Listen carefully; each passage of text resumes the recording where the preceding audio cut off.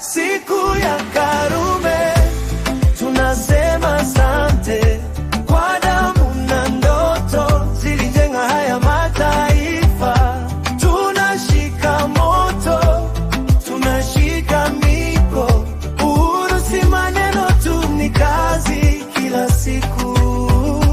Siku ya Karume, mioyo yetu imo, tunapanda mbegu bora kwa kesho ya watoto. Mkulima kijijini anainama kwenye maua ya miwa, anatunza mzinga wake, akijua humo kuna tiba.